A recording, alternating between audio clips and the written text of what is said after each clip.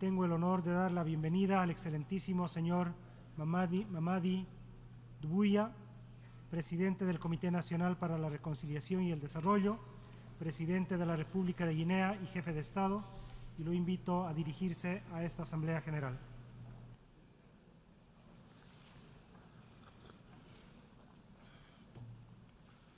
Monsieur le Président, Excellences, Mesdames et Messieurs les chefs de délégation, Monsieur le Secrétaire général, je voudrais, avant de commencer, Monsieur le Président, vous adresser les chaleureuses félicitations de la délégation guinéenne pour votre brillante élection à la présidence de la 78e Assemblée générale des Nations unies. Je voudrais également, devant cette auguste Assemblée, vous assurer du soutien de mon pays.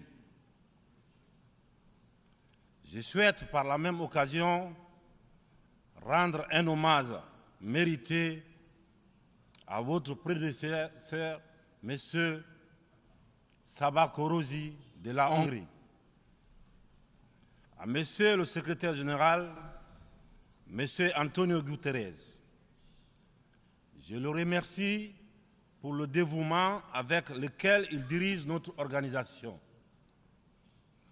Monsieur le Président, Mesdames et Messieurs, en venant prendre part aux travaux de la 78e section ordinaire, je voudrais m'acquitter d'un devoir, celui de vous transmettre les chaleureuses salutations du peuple souverain de Guinée. Mon pays qui continue de fonder un espoir en l'Organisation des Nations Unies pour trouver des solutions idoines aux questions auxquelles notre monde continue d'être confronté. Dans ce cadre, Monsieur le Président, nous pensons que les fondamentaux qui ont sous-tendu à la création de notre organisation doivent s'adapter aux mutations profondes de notre société. L'objectif du thème de la présente session, paix, prospérité, progrès, durabilité, est d'actualité. Évocateur et mérite une attention particulière de notre part. Épidémie de coups d'État en Afrique. Après celle de la Covid-19, le continent est frappé par celle des putschs militaires, notamment dans les pays francophones du sud du Sahara. C'est tout le monde qui le condamne, qui les sanctionne, qui s'émeut de la réapparition brusque de cette pratique que l'on croyait révolue, à juste titre.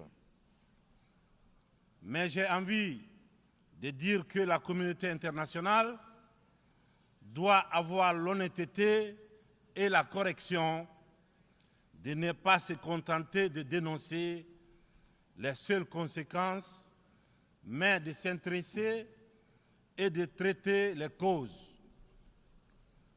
Les coups d'État, s'ils se sont multipliés ces dernières années en Afrique, c'est bien parce qu'il y a des raisons très profondes. Et pour traiter le mal, Mesdames et Messieurs, il faut s'intéresser aux causes racines. Le putschiste n'est pas seulement celui qui prend les armes, qui renverse un régime. Je souhaite que l'on retienne que les vrais putschistes, les plus nombreux, qui ne font l'objet d'aucune condamnation, c'est aussi ceux qui manigancent, qui utilisent la fourberie, qui trichent pour manipuler les textes de la Constitution afin de se maintenir éternellement au pouvoir. C'est ceux en col blanc qui modifient les règles du jeu pendant la partie pour conserver les rênes du pouvoir. Voilà les putschistes les plus nombreux. Monsieur le Président, Mesdames et Messieurs, je fais partie de ceux qui, un matin, ont décidé de prendre nos responsabilités pour éviter à notre pays un chaos complet, une situation insurrectionnelle. Aucune force politique, toute complètement neutralisée à l'époque, n'avait ni le courage ni les moyens de mettre fin à l'imposture que nous vivions. La rectification institutionnelle à laquelle mes frères d'armes et moi avons pris nos responsabilités le 5 septembre 2021 n'était qu'une conséquence de cette situation de chaos qui avait fini par fissurer le tissu social et mettre à mal le vivre ensemble. Sans être exhaustif, nous pensons que les transitions qui sont en cours en Afrique sont dues à plusieurs facteurs parmi lesquels on peut citer les promesses non tenues, l'endormissement du peuple, le tripatouillage des constitutions par des dirigeants qui ont pour seul souci de se maintenir au pouvoir au détriment du bien-être collectif. Aujourd'hui, le peuple africain sont plus que jamais éveillés et décidés à prendre leur destin en main. La mauvaise répartition des richesses crée des inégalités sans fin. La famine, la misère qui rendent le quotidien de nos populations de plus en plus difficile. Ces inégalités font partie des causes des événements qui mettent en péril surtout le vivre ensemble. Quand les richesses d'un pays sont dans les mains d'une élite, alors que les nouveau-nés meurent dans les hôpitaux par manque de couveuses, il n'est pas surprenant que dans de telles conditions, nous assistons à des transitions pour répondre aux aspirations profondes du peuple. L'Afrique souffre, mesdames et messieurs. Elle souffre d'un modèle de gouvernance qui lui a été imposé. Un modèle certes bon et efficace pour l'Occident, qu'il a conçu au fil de son histoire, mais qui a du mal à passer et à s'adapter à notre réalité, à nos coutumes, à notre environnement. Hélas, j'aimerais dire que la grève n'a pas pris. Je sais que lorsque je dis cela, tout de suite, ils sont nombreux à se dire encore un bidas qui veut tordre le cou à la démocratie. Encore un soldat qui veut imposer sa dictature. Cependant, de façon très claire, sans hypocrisie, sans faux semblant, les jeux dans les jeux, nous sommes tous conscients que ce modèle de démocratie que vous nous avez si insidieusement et savamment imposé après le sommet de la Baule en France, presque de façon religieuse, il ne marche pas. Les différents indices économiques et sociaux sont là pour démontrer que ce n'est pas un jugement de valeur sur la démocratie en elle-même, croyez-moi, bien entendu, c'est un constat, c'est un bilan sur plusieurs décennies d'expérimentation chaotique de ces modèles dans notre environnement, une période où il n'a été question que des outils politiques, au détriment, bien sûr, au détriment de l'essentiel, qui est l'économie, la transformation de nos matières premières sur place. Permettez-moi de pousser l'exercice de vérité un peu plus loin. Avec ma courte mais intense expérience à la gestion d'un État, la Guinée, j'ai mieux mesuré à quel point ce modèle a surtout contribué à entretenir un système d'exploitation et de pillage de nos ressources par les autres, et une corruption très active de nos élites, des leaders nationaux à qui on a souvent accordé des certificats de démocrates. Et en fonction de leur docilité ou de leur aptitude à brader les ressources et les biens de leur peuple, ou encore de leur facilité à céder aux pseudo-recommandations et injonctions des grandes puissances. Je dois d'ailleurs, dans ce sens, confesser que tout ce à quoi je fais face dépasse l'imagination. Ce sont les mêmes qui confessent la démocratie, la transparence, qui dénoncent la mauvaise gouvernance et la corruption, qui dictent les règles. C'est eux qui en offrent très discrètement et sournoisement redoublent de pression pour nous faire céder notre patrimoine dans des contrats léonins. Je comprends certains dirigeants, quelques-uns de mes prédécesseurs, qui, parce qu'ils avaient des fragilités, parce qu'ils étaient sous pression, ou parce qu'ils traînent des casseroles, ou surtout parce qu'ils avaient des agendas politiques, ont cédé à ce qu'on leur demandait. Je les comprends sans les approuver. Certains m'ont même rappelé que si j'avais un agenda politique, je serais moins à l'aise pour mener à bien les réformes auxquelles mon gouvernement et moi nous nous sommes attaqués. Une chose est certaine, nous n'avons qu'une seule préoccupation, le bien-être du peuple et le vivre ensemble. C'est cela notre priorité. C'est pourquoi la transition que je dirige a choisi de se consacrer avec méthode en fixant les objectifs clairs dans un ordre précis.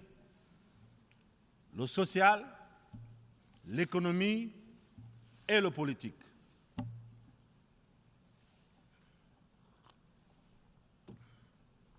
Monsieur le Président, Mesdames et Messieurs, mon uniforme, je l'ai mis au service de mon peuple. Je vous serai reconnaissant de respecter ces serments, de nous tenir à distance respectable des divisions, de toutes sortes que beaucoup essaient de nourrir dans nos pays. Le Sahel traverse l'une des histoires les plus graves de sa très vieille histoire, mais elle a les ressorts nécessaires pour y faire face. Son sens légendaire de la diplomatie doit être libéré afin qu'ensemble, nous nous parlions sans interférence. C'est pourquoi, et pour cela, que la CEDEAO dont la vocation était économique, doit cesser de se mêler de la politique et privilégier le dialogue. Nous, Africains, nous sommes fatigués, épuisés des catégorisations dans lesquelles les uns et les autres veulent nous mener et surtout veulent nous cantonner. La population de l'Afrique est jeune. Elle n'a pas connu la guerre froide. Elle n'a pas connu la guerre et les guerres idéologiques qui ont façonné le monde pendant les 70 dernières années. C'est pourquoi nous, Africains, nous trouvons insultants les cases, les classements qui tantôt nous placent sous influence des Américains, tantôt sous celle des Anglais, tantôt des Français, tantôt des Chinois, des Russes et même des Turcs. Nous ne sommes ni pro, ni anti-américains, ni pro, ni anti-chinois, ni pro, ni anti-français, ni pro, ni anti-russe, ni pro, ni anti-turc. Nous sommes tout simplement pro-africains. C'est tout.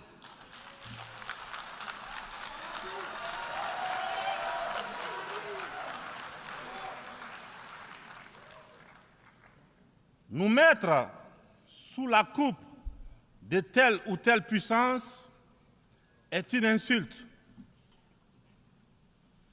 du mépris, du racisme vis-à-vis d'un continent de plus d'1,3 milliard de personnes. Il est important, dans cette prestigieuse et influente assemblée, que l'on comprenne clairement que l'Afrique des papas, la vieille Afrique, c'est terminé.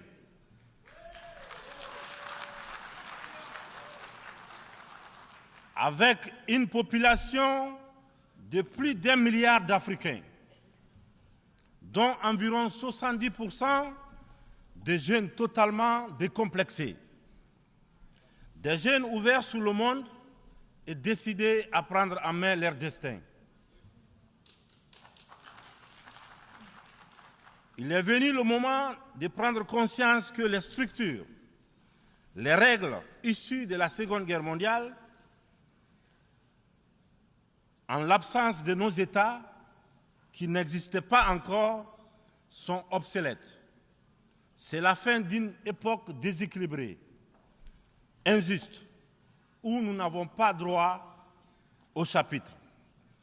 C'est le moment de prendre en compte nos droits, de nous donner notre place, mais aussi et surtout le moment d'arrêter de nous faire de la leçon, de nous prendre de haut, d'arrêter de nous traiter comme des enfants. Rassurez-vous, rassurez-vous, nous sommes suffisamment grands pour savoir ce qui est bien et ce qui est bon pour nous. Nous sommes suffisamment matures pour définir nos priorités, pour concevoir notre modèle qui corresponde à notre identité, à la réalité de nos populations, à ce que nous sommes tout simplement. Nous vous serions fort reconnaissants de nous faire confiance et de nous laisser mener notre barque comme vous l'avez permis dans certaines régions du monde. Vous l'avez permis en Asie, en Proche et Moyen-Orient, pour ne citer que cela. Cette infantilisation est du plus mauvais effet pour une jeunesse africaine qui s'est émancipée.